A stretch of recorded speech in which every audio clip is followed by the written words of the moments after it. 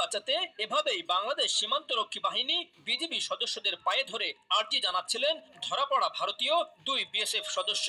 কয়েক মাস আগেও যে বিএসএফ এর সদস্যরা বাংলাদেশিদের গোনায় ধরতো না, তারাই এখন সমীহ করা শুরু করেছে। সম্প্রতি ভারতের বর্ডার সিকিউরিটি ফোর্স বিএসএফ এর দুই সদস্য অস্ত্রসহ আন্তর্জাতিক সীমান্ত পেরিয়ে বাংলাদেশের অভ্যন্তরে প্রবেশ করে বাংলাদেশি কৃষকদের ধরে নিয়ে যাওয়ার চেষ্টা করে, কিন্তু স্থানীয়দের প্রচেষ্টায় উল্টো তারাই ধরা পড়েন এবং সেখানে চলে আসেন বিজিবির সদস্যরা। মঙ্গলবার কাতার ভিত্তিক সংবাদ মাধ্যম আল জাজিরার অনুসন্ধানী সাংবাদিক ও মানবাধিকার কর্মী জুলকারনাইন সায়ের খান তার ফেসবুক পেজে এই ঘটনার ফুটেজ প্রকাশ করেন। সেখানে বিস্তারিত লিখেছেন তিনি জানান, এই ঘটনা জানতে পেরেই দ্রুত তার সাথে ঘটনাস্থলের নিকটবর্তী ক্যাম্প থেকে বিজিবির সদস্যরা ছুটে আসেন। সায়ের জানান, সাধারণ জনতা ও বিজিবি সদস্যরা এভাবেই অস্ত্রসহ ধরে ফেলে দুই BSF জওয়ানকে।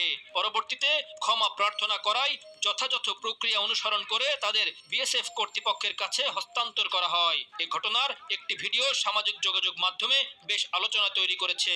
5 August fascist Sheikh Hasina পালানোর পর থেকে ভারতের চোখে চোখ রেখে কথা বলছে বাংলাদেশ সীমান্তরক্ষী বাহিনী। কোন কোন সীমান্তে আন্তর্জাতিক আইন লঙ্ঘন করে বাঁধ ও কাঁটাতারের বেড়া নির্মাণ করতে চেয়েছিল বিএসএফ, কিন্তু বিজিবির বাধায় তা করতে পারেনি। এমনকি সীমান্তে বাংলাদেশি কৃষকদের আতঙ্কে রাখতে কাঁটাতারের বেড়ায় সন্দেহজনক বোতল ঝোলানোর মতো কাজও করেছে বিএসএফ সদস্যরা। আর নিরীহ বাংলাদেশিদের উপর পশুর মতো গুলি করে হত্যা তো থামছেই না।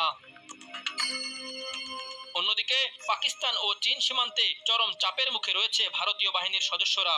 বিএসএফ সদস্যদের প্রতি তীব্র ক্ষোভ ঢালছেন নেটিজেনরা। তবে এই মুহূর্তে দুই বিএসএফ সদস্যকে ক্ষমা করে তাদের দেশে ফিরিয়ে দিয়ে মানবিকতার অনন্য দৃষ্টান্ত স্থাপন করেছে বর্ডার গার্ড বাংলাদেশ।